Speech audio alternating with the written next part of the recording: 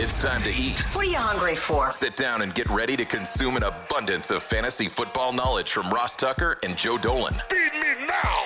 I'm starving. On the Fantasy Feast Eatin' podcast.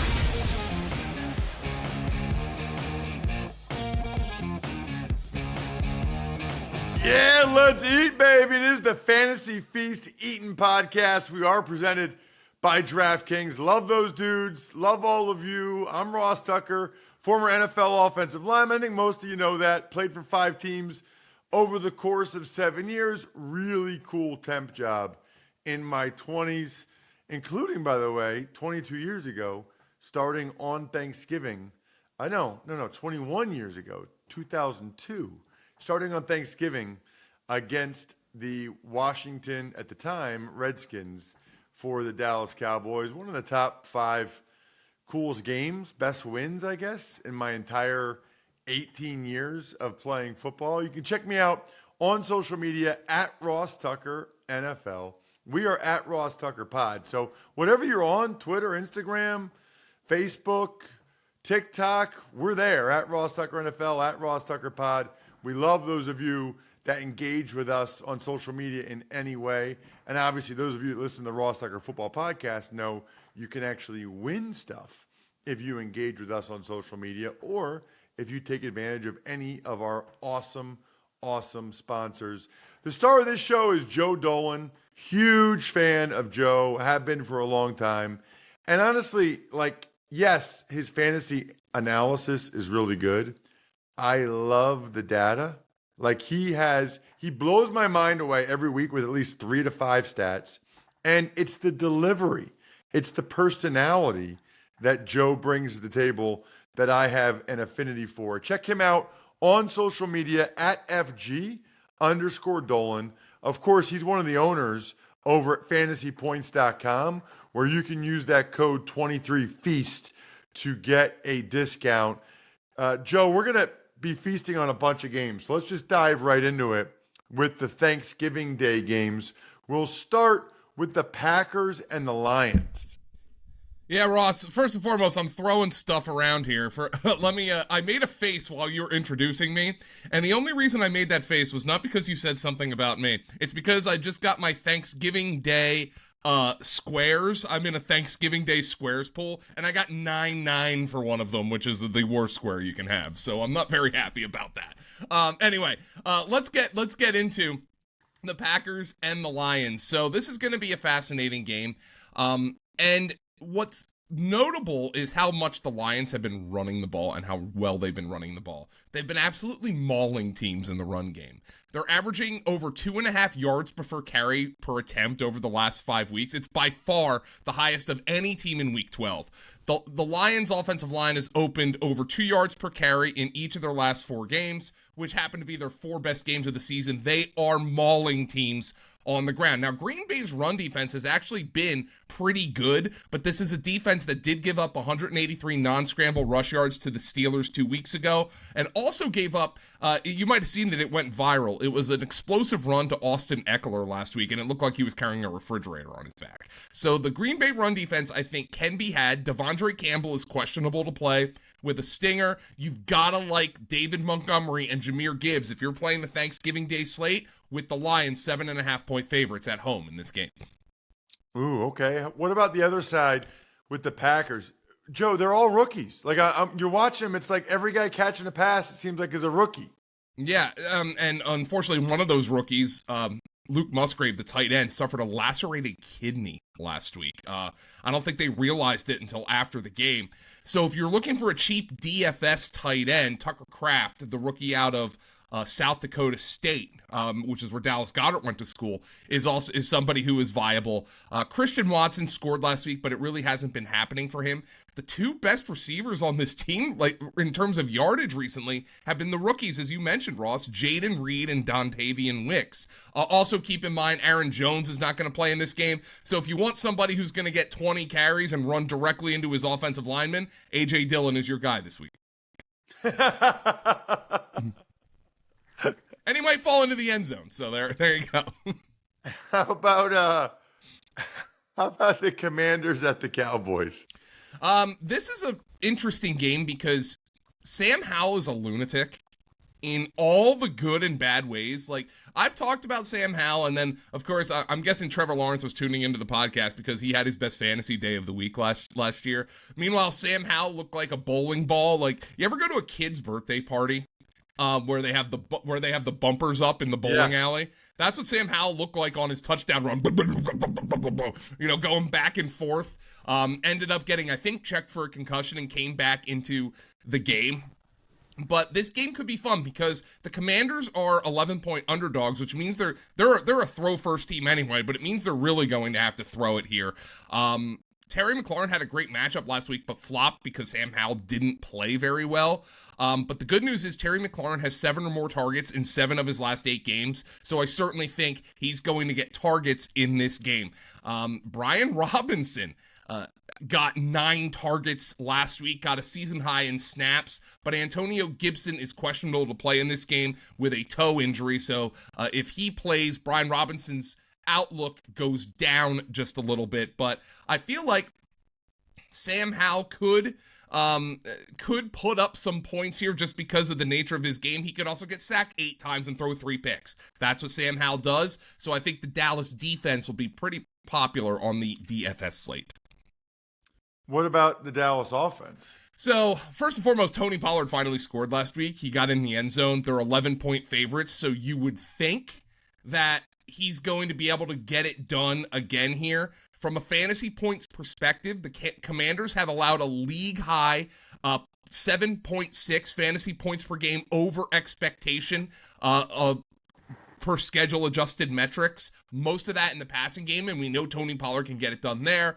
But the Commanders' defense has completely collapsed. Over their last 8 games, 20-4 touchdown-to-interception ratio for passers, nearly 300 passing yards per game, and they traded away their 2 best pass rushers. Dak and CeeDee Lamb should go nuts in this game.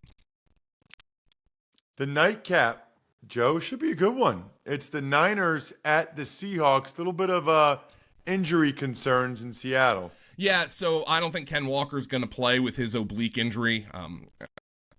Pete Carroll said it was fairly significant, so I don't think he's going to go. But you mentioned it, Ross. Of the game on the Thanksgiving slate, this is the one that's most evenly matched. And that's from both the fantasy points data perspective, the numbers that I dig into, and the point spread, because this is a 6.5-point spread. So there's no like truly close game on the slate, but it does have the narrowest point spread on the slate. And the point spread, to me, suggests that Geno Smith is going to play. This would probably be up and over 10 if it was a Drew Lock start. So I think Geno Smith is going to play. And if there is a matchup for the Seahawks to exploit, I think it's their wide receivers against these corners. Over the last 5 weeks, the 49ers have surrendered 5.5 schedule-adjusted fantasy points per game over expectation to opposing outside wide receivers. That is the 4th most on the entire Week 12 slate. Charvarius Ward has been exploitable. Their best corner, Deommodore Lenoir, they've moved him inside in nickel packages, and I think they'll want to get the 49ers into nickel packages and get Ambry Thomas, who gave up a touchdown to Mike Evans last week. So I think DK Metcalf and Tyler Lockett, who is questionable with a hamstring, but he made it through last week, I think they'll want to get those guys out there. And I think Geno Smith is going to play, and I think they can have some success. Yes, Zach Charbonnet should be a bell cow this week, but unfortunately, his next 4 matchups are brutal. He's got 2 against the 49ers, 1 against the Cowboys, and 1 against the Eagles. Nonetheless, he should be getting carries this week for the Seattle Seahawks if you need them. What about when the Niners have the ball? The Niners are phenomenal because last week, Brock Purdy, first and foremost, Brock Purdy had a perfect passer rating last week. Brock Purdy in that game against, I even forget who they played last week. In Brock Purdy last week, he threw 26 passes. Threw 26 passes against the Buccaneers. I was thinking of the Jaguars because they played them the week before. They threw 25 passes against the Buccaneers. 24 of them were directed to either Brandon Ayuk, George Kittle, Deebo Samuel, or Christian McCaffrey. The only other throw in that game was an incomplete throw to Juwan Jennings. That's why I like the 49ers. And look, I understand when you have all those guys, typically one guy is going to flop. That was Deebo Samuel last week, but you can't sit any of them. You can't sit George Kittle. You can't sit Brandon Ayuk, obviously, and you sure as hell can't sit Christian McCaffrey. You can't sit Brock Purdy at this point. You just got to play all these guys because they keep it condensed. They throw the ball to their good players, and it worked. For me, for this week, Joe, my stud, I'm going with McCaffrey. I mean, I know he's really, really expensive, but I think he's worth it. And I think he usually produces, usually gets in the paint. And, you don't know which one of those guys will flop. To your point, it's usually not McCaffrey. Like, it's usually one of the Deebo, Ayuk, Kittle. And then for my value, Purdy at $6,100, I think Purdy's just this good. I think he's just this good. And I think we need to start to accept that a little bit more than we have so far. Before we get to the Dolphins and the Jets, Joe, I want to make sure that with all these events coming up this weekend, I mean, there's Thanksgiving games, there's Black Friday games. I'll be doing, Joe, Iowa at Nebraska on CBS Friday. I'm sure it's sold out, but you know what? Maybe you can get tickets on the Game Time app, the only ticketing app that gives you complete peace of mind with your purchase. So you can see the view from your seat before you buy. You know exactly what you're getting. All-in prices right from the start. You buy tickets in seconds with 2 taps. Take the guesswork out of buying tickets with Game Time. Download the Game Time app, create an account, and use code FEAST for $20 off your first purchase. I am borderline obsessed with this app. Terms apply. Again, create an account, redeem code FEAST for $20 off. Download Game Time today. Last minute tickets, lowest price, guaranteed.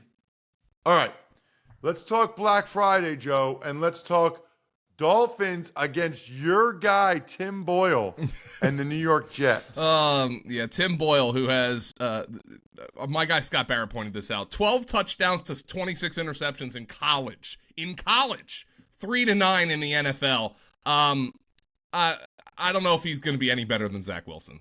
And I wonder if Trevor Siemian at some point is going to be put in the game.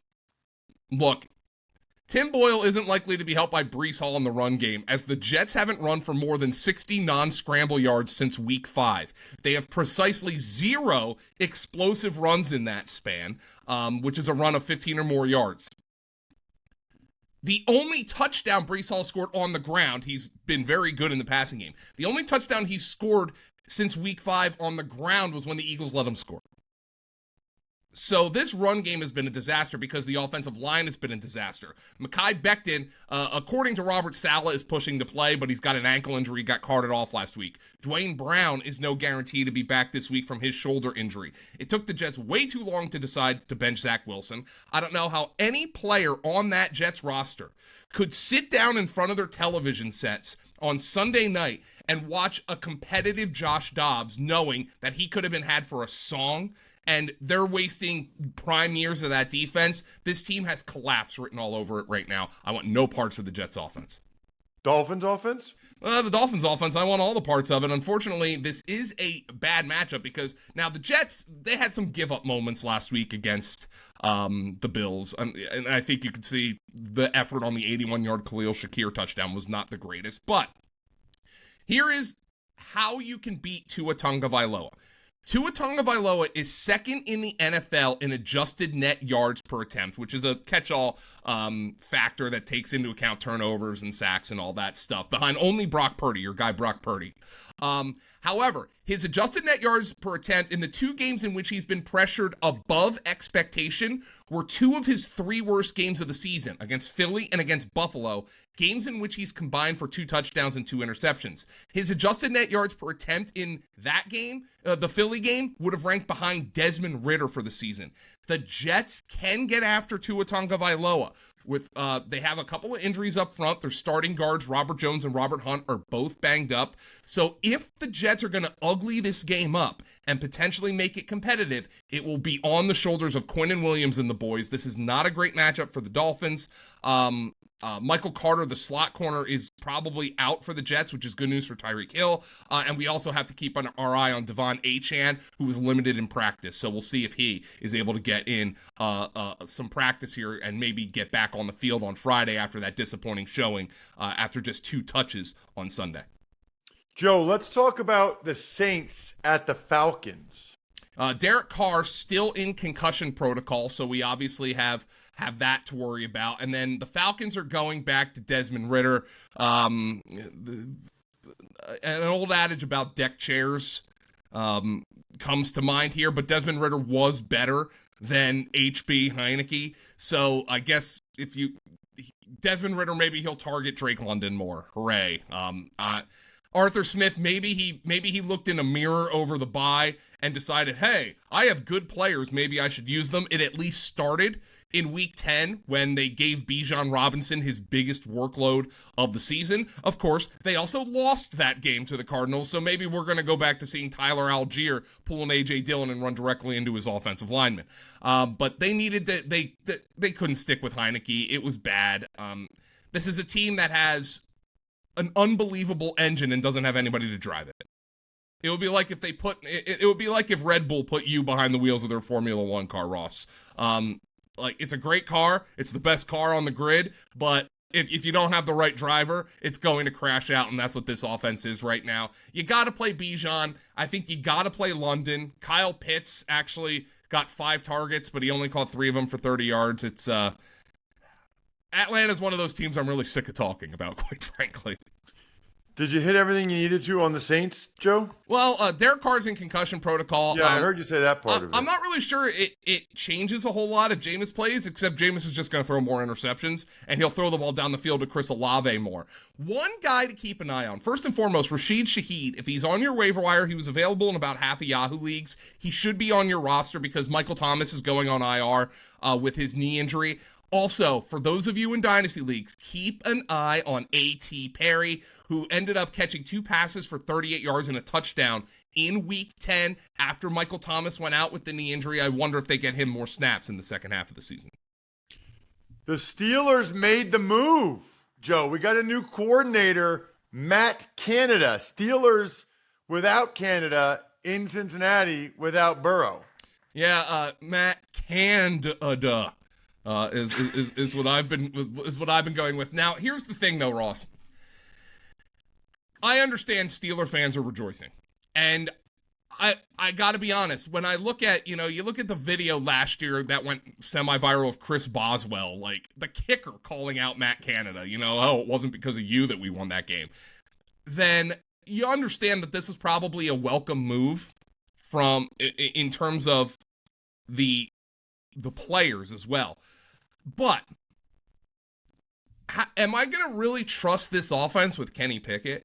Kenny Pickett, over his last 4 games, has thrown for fewer yards than C.J. Stroud did in his record-breaking game a few weeks ago. Now, yes, that was a record-breaking game by C.J. Stroud, but it shouldn't take an NFL quarterback 4 games a 5th game to even get to those numbers. Kenny Pickett right now, to me, is a quarterback who does nothing well. He's inaccurate, and he doesn't have a strong arm. When I watch Kenny Pickett, he completed 1 pass beyond the first down sticks last week. 1. And it was an inaccurate throw that George Pickens kind of had to contort his body to get. Is firing Matt Canada going to fix all of that? I'm not entirely sure. What I do know is they're going to stick to the run game with their new coordinator, and I wonder if they're going to give Jaylen Warren a little more work. Now, Najee Harris has been one of the most openly critical players of Matt Canada, and it's not hard to read between the lines, so I still think they're going to have kind of a rotation in this backfield, but if I had to play one of these 2 backs in the backfield, it would be Jaylen Warren. And if I have somebody like Deontay Johnson, maybe he's a wide receiver 3, but a couple of weeks ago, it looked like he was really going to break out, and he's caught 3 passes since. Bengals, Joe, with Browning?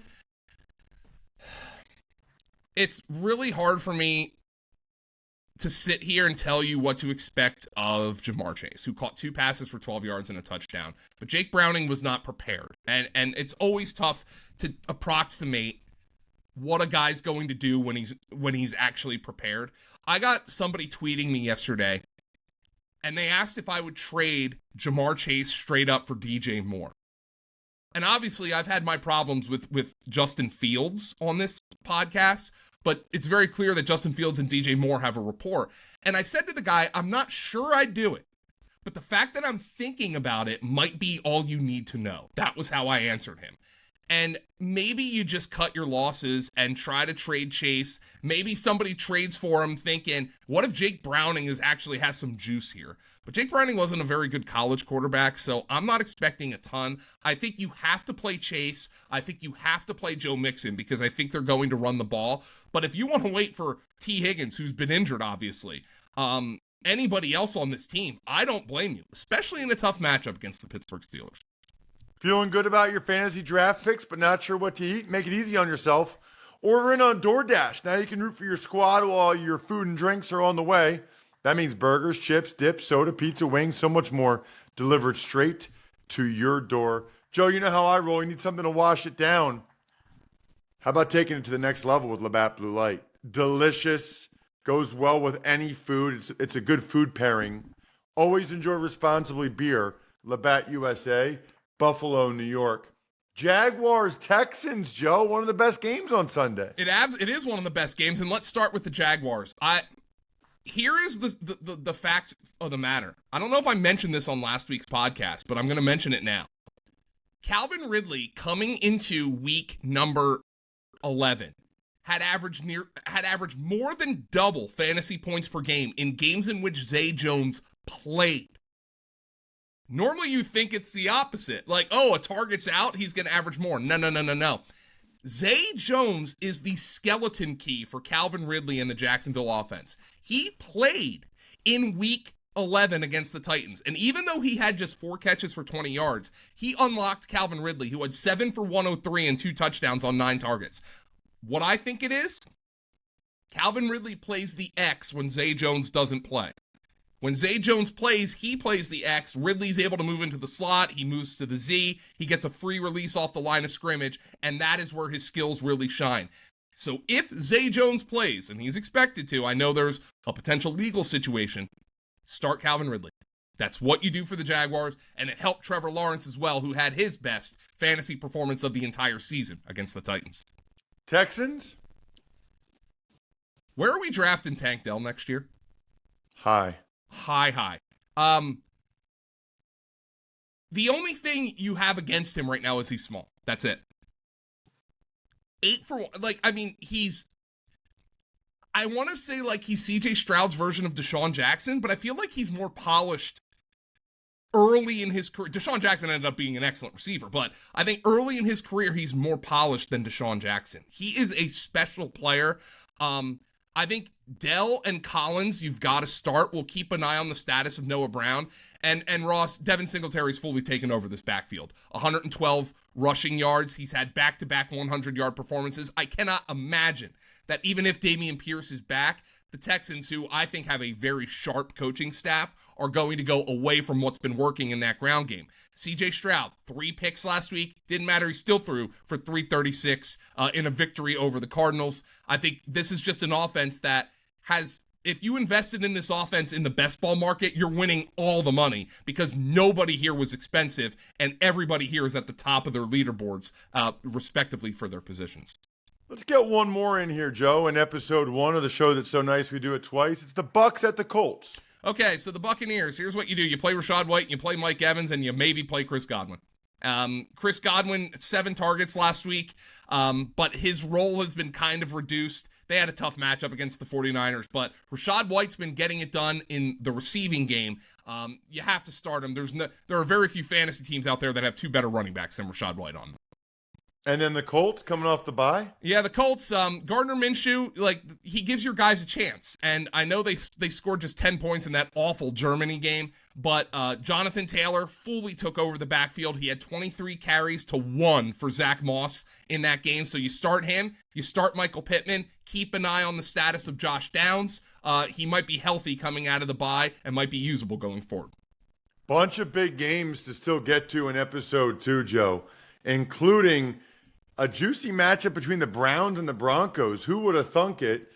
I'm excited about Chiefs, Raiders, Bills, Eagles, of course, and Chargers. They got to beat the Ravens. They got to find a way to be able to do that. He's at FG_Dolan. I'm at Ross Tucker NFL on social media, and we will be recording episode 2 now. Make sure you look for it and subscribe. I'm stuffed. Thanks for tuning in to Fantasy Feast. Make sure to also check out the Ross Tucker Football Podcast, Even Money, and College Draft, all on the DraftKings Network, YouTube, or subscribe to the podcast on your favorite platform.